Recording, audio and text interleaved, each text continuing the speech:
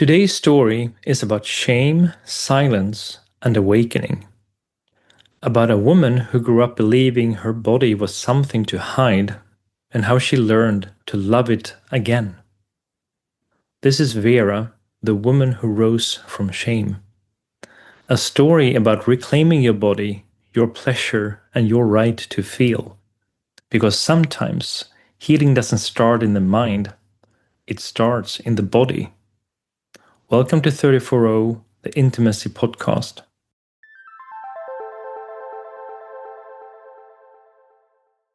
Vera, the woman who rose from shame. She grew up in a world where desire was something shameful, where male voices preached sin and obedience, and a woman's body was something to cover, not to feel.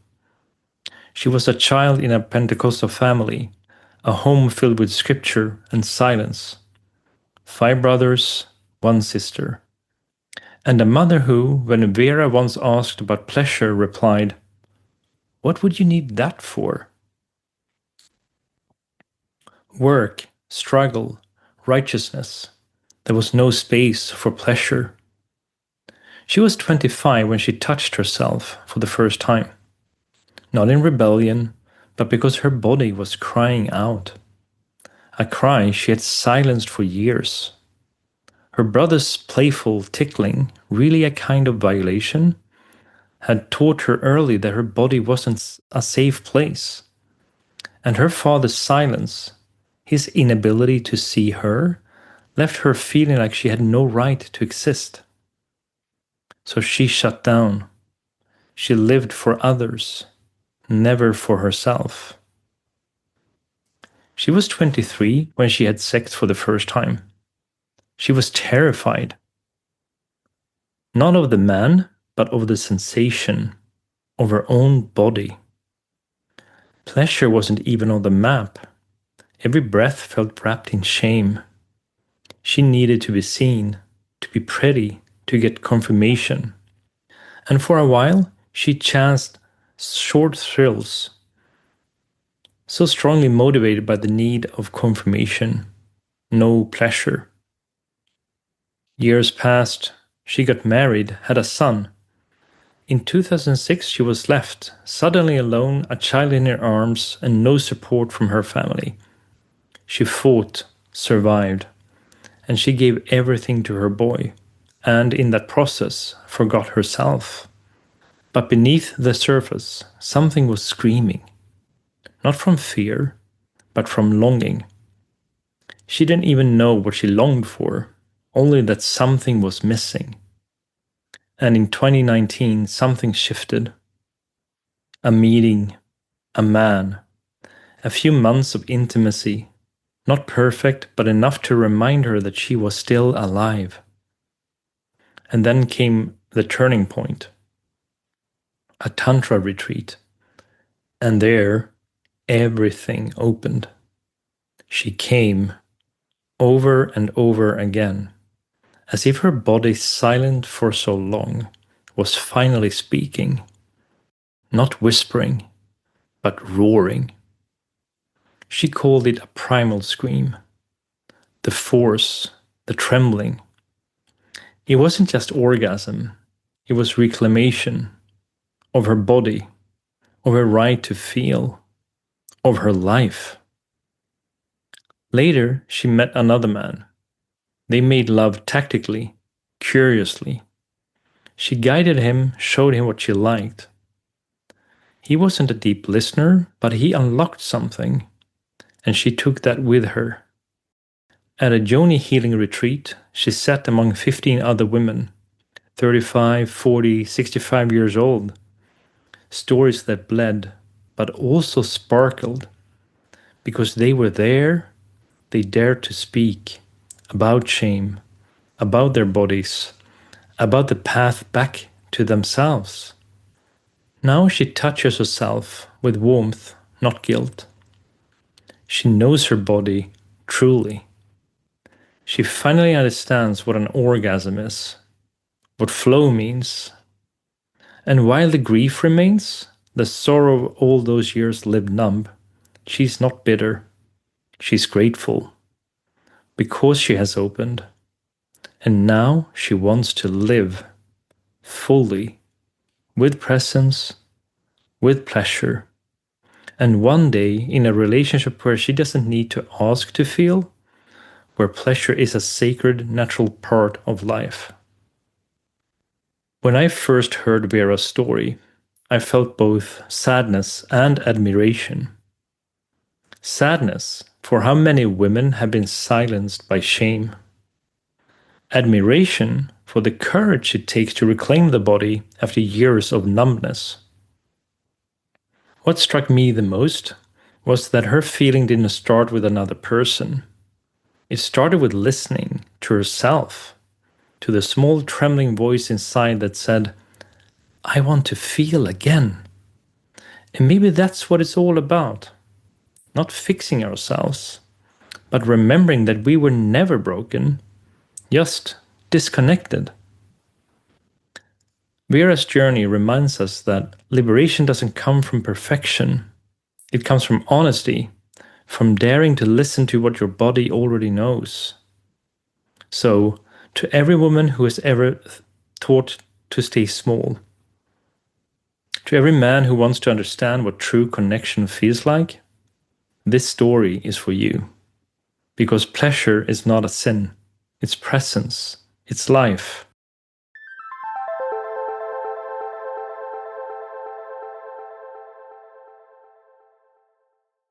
Mor Shavit is a mind-body coach, mentor, and a subconscious expert, a guide in emotional integration, and a woman with a unique sensitivity to the silent forces that shape us, especially in our relationships as men and women.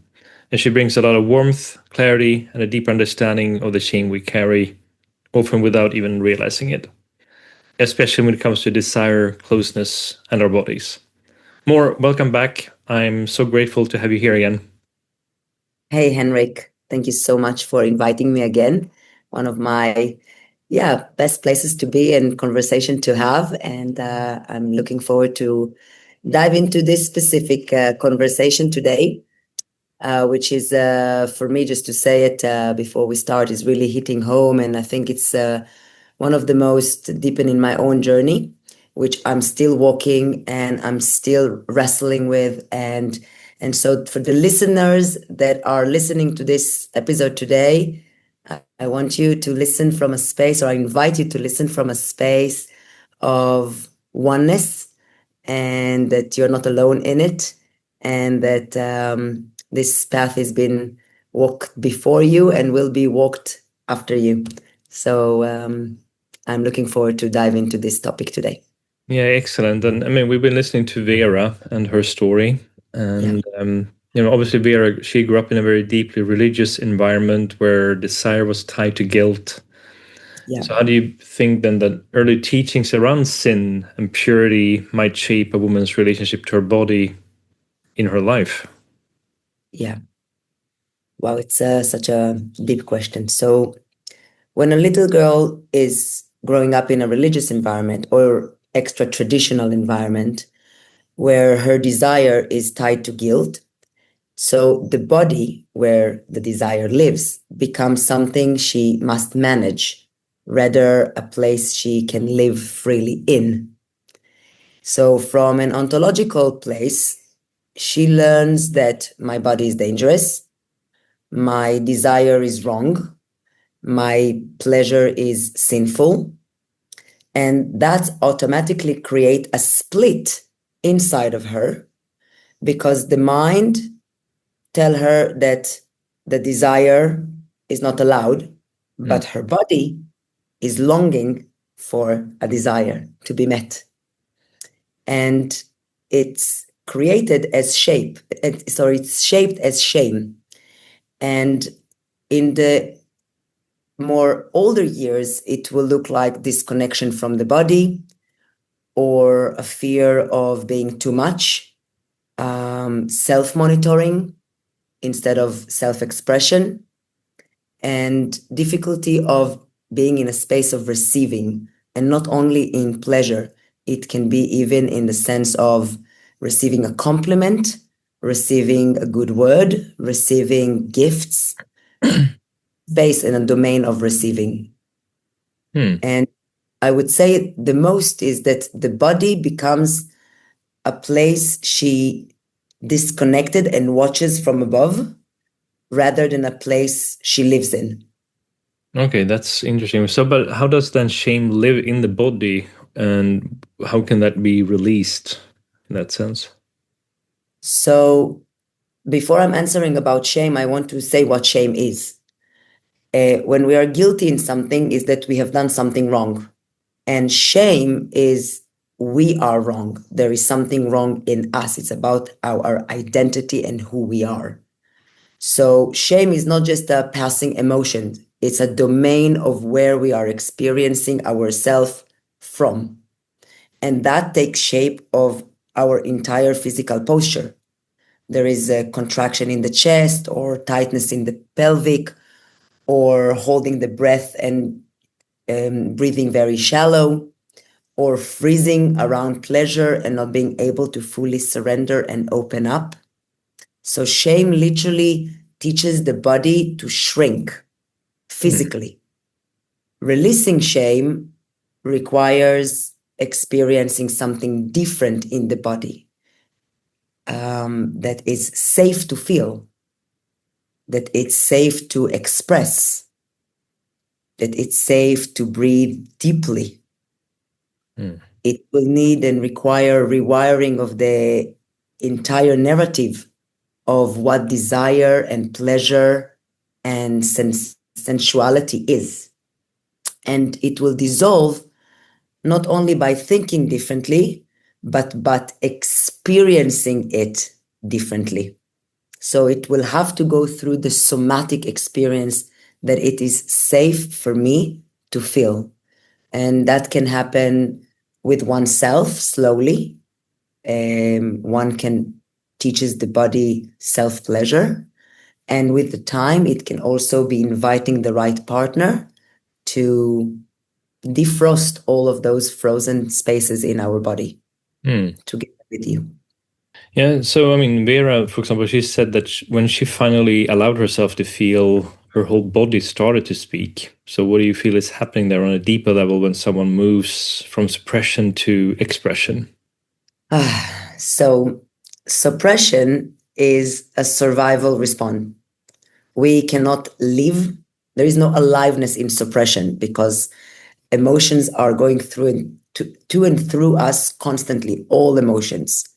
And so when I suppress, I am in a survival space. I'm not alive. So the body locks things away to stay functional. But when I am finally allowing myself to feel, then the body starts to thaw. So in a physically matter of speaking, there are frozen moments in time where this learning took place, and that creates shame in the body and store. So in physically, it goes from frozen to flow. Emotionally, there is release of what has been holding, of the story. And energetically, the person begins to reconnect with their inner authority and their inner truth. And then it's where expression is feeling safe. And this is why it's also so powerful, because it's not just emotional, it's a somatic liberation. And that is life force itself. It's beautiful. So, what role does self-compassion play then in healing from sexual shame? Move on. I want to say this self-compassion is the antidote to shame. Shame says, as we said, shame says there is something wrong with you. And self-compassion says there is something wounded in me, and yet I am not broken, I am whole. Yeah. So this is a completely shift of lens of how one look at oneself. Self-compassion is softening and relaxing for the nerve system. It makes the body feel safe and feel seen and feel enough. And so that itself create the environment for healing to take space. That's beautiful. And Vera describes how early experiences of playful touching blurred her boundaries something many women relate to. So, how does early boundary violation affect our ability to feel safe and open up later in life? Well, thank you for this question, and I also myself reflected on it deeply when I was preparing for our conversation today. We need to really set the table here and understand that as a human being arriving into this world in our early ages, part of our evolution and development will be self-exploring. We will explore oneself. This is not something that maybe happen or maybe will not, or depending on the child. This is something that we will explore. And if there are parents listening in this space and have small kids at the age of 3, 4, 5, watching your child, you can see that there are a lot of self-exploratory around their sexuality. They don't experience it as sexual, but they are just experiencing as self. Ooh, what is that I have there? And what do I feel when I touch there? And what does it do? And how does it look? And what is the difference between mommy and daddy? And what is the difference between me and my friends? And that starts around the age of 4 and 5. So if the environment, when a child grow up, if the environment is that is not allowed, or there are boundaries that are violated there, the child will then internalize two conflict as truth. I want closeness also to myself, but closeness is unsafe. And later on, that may look like and create patterns like over accommodating, freezing, disassociating during intimacy, misreading safety cues, and confusing attention with affection. It makes opening feel dangerous because the body associate touch with disempowerment rather than connection. It's a very negative spiral you're in. Yeah. And as a parent myself now to my own 4-year-old, I can say that I went through a lot of healing around that topic with which parent I want to be around that, the body and the exploration, and what did arise in me as well, and how I was working with it within myself and shifting my own limitation around that, and allowing beliefs that were giving to me and ways of being that were giving to me and passed on to me from my own parents, my own culture, and allowing myself to revisit them, question them, and then dissolve them and break them and set myself, and as a result, my son, free of them as well. You can break that cycle. Absolutely. Absolutely. So how can someone begin to rebuild a sense of trust in their body after a trauma? Yeah. So first of all, I want to say that it can happen, just to put it there, that one can regain and rebuild trust in their body after any sort of trauma. It will take time, slowly, gently, with self-compassion and without forcing it, meaning the inner dialogue shouldn't be, I have to rebuild trust in my body. It should look like, I want to rebuild trust in my body. I am now gonna work on rebuilding trust in my body, and that will take for as long as time that my body is needed. So that is the dialogue. Rebuild trust in the body means teaching the body that is now has a choice. It can say yes and no. It can pause. It will be listened to. It is safe to be in. And there are many tools that can be used to help in that process. Somatic therapy, grounding practice, meditation, trauma-informed breath work, reestablishing boundaries, not only physically, but also in general, to rebuild the inner authority. and self-pleasure, self-awareness. And that will help with rebuilding this trust. So for Vera, pleasure became almost sacred for her, a form of like a spiritual awakening, if you will, right? So why do you think sexuality and spirituality have been so separated in our culture in what way? Well, I will answer about for this question from the lens of a woman, but I could go about in the men in a similar way, but it will sound different. But because we're talking about Vera and the story of a woman, so I will answer from that space. A woman that is connected to her desire is a powerful woman. And historically, powerful women were feared. And so the religious system needed control.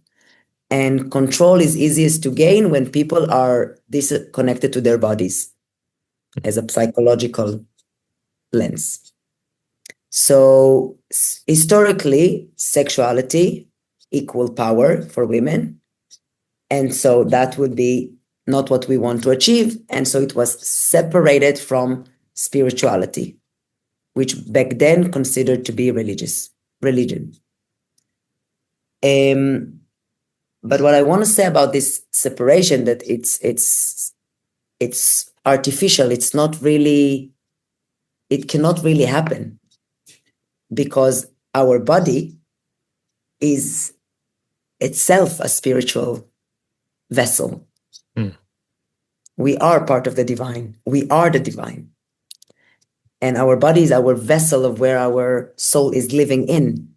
And so the separation is only an illusion. It's not really existing. It's only if we believe the story of the separation. So taking it back and grounding this conversation, I would say that pleasure is a doorway into presence in the body, and taking it to an even higher level, that erotic energy is life force energy. And so when a woman touches her pleasure, she touches her divinity. So she's in essence, she's in contact with her spirituality and the higher sense. Exactly. Yeah. So can reclaiming pleasure also then mean reclaiming faith? And I think we're just answering that one there, that it is definitely reclaiming faith in that sense, right? Absolutely. I would say that pleasure is a form of faith, because pleasure says my body is good, I am deserving. Life wants me to feel good in myself and wants me to feel alive. I can trust myself. I can trust my body. So absolutely, the answer is yes here. And I think that when a woman reclaims pleasure, she reclaims the parts of herself that were silent. So she reclaims her inner authority, as we said, her intuition, her voice, her worth, her boundaries, and pleasure become the spiritual pathway, homecoming, to come back to oneself. Which is beautiful in its own right. Yeah. So how do you see the connection then between self-awareness, healing, and sexual freedom? I love that question. And I was wrestling with this one the longest as I was preparing with it, because I was like, how do I want to really answer this? So first I wanted to say what sexual freedom is in my eyes, and sexual freedom is not that I can, it's like that I'm being wild in my sexual being, but it's that I'm whole. That is what it is for me. Sexual freedom is that I am whole in that experience. And so from answering from that space, I would say that self-awareness is the map, healing is the journey, and sexual freedom is the destination. Because self-awareness will tell me what was buried in me, what were my limitations, what I have learned. Healing those parts will transform them. And sexual freedom is what I will receive and emerge into once I have unraveled these parts in myself, and what I will embody. Oh, it's beautiful. It's really beautiful, more. So, if you could say one thing to women like Vera who are still carrying shame and that experience, what would that be? So, first thing I would say to them and to us and to myself is that you're not alone, and your body is not wrong. You are not wrong. That shame isn't who you are. It's not part of your truth. It is a story that you inherited, and that stories can be rewritten. I want to say that your desire is not dangerous. Your pleasure is not sinful. Your voice is not too loud. Your body is not too much.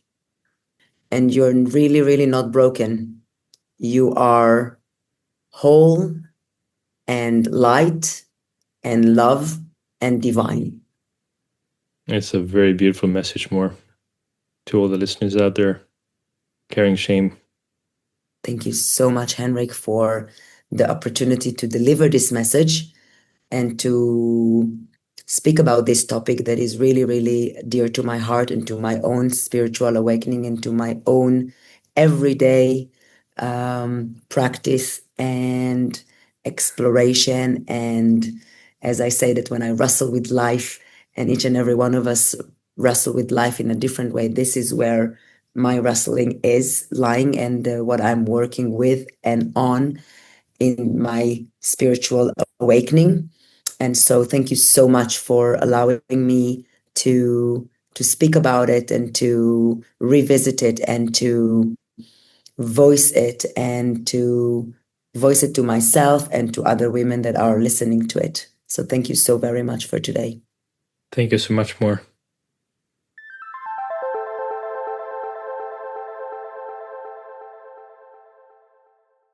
Thank you for listening. And until the next time, stay open, stay present, and stay human.